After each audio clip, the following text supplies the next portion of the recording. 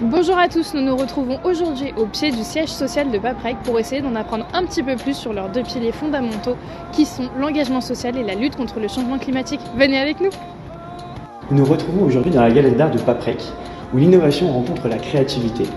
Paprec n'est pas seulement un acteur majeur de la culture, mais aussi un acteur clé dans l'économie circulaire, agissant pour un avenir plus durable.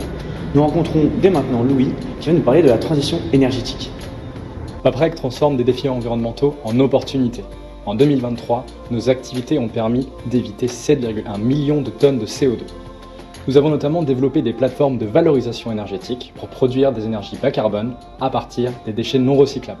Dans son objectif de transition énergétique et pour réduire son empreinte carbone, Paprec modernise également ses flottes de transport. Par exemple, à Paris, une flotte de 35 véhicules 100% électriques a été lancée, une première en France. Bonjour Lam, en tant qu'ingénieur énergie renouvelable, est-ce que tu pourrais nous expliquer en quelques mots comment sont valorisés les déchets chez Paprec Énergie ? Bien sûr, après la collecte des déchets comme les ordures ménagères, elles seront ensuite amenées dans des UVE ou des UPE pour valorisation ou production énergétique, donc que ce soit en chaleur ou en électricité. D'accord. Une autre partie est aussi les TMB pour le tri mécano-biologique qui permet après, pour la fraction fermentescible, de produire des biogaz. Ok, très bien. Et je te remercie pour nous avoir expliqué tout ça. Avec plaisir. Et on va tout de suite passer à l'engagement social de Paprec.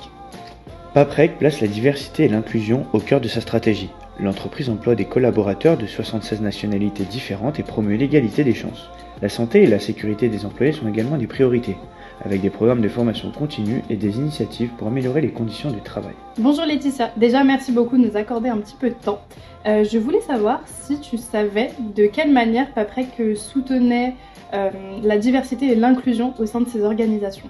Alors oui, parce que c'est un sujet qui tient à cœur à Paprec, donc on a mis en place différentes choses. Une des choses, c'est une collaboration avec plusieurs associations, notamment l'AGFIP, qui permet de favoriser l'inclusion des personnes handicapées via le biais de formation afin de trouver plus facilement du travail. Paprec soutient notamment des projets comme Ma Chance, Moi aussi, qui aident les enfants en difficulté éducative à retrouver confiance et ambition.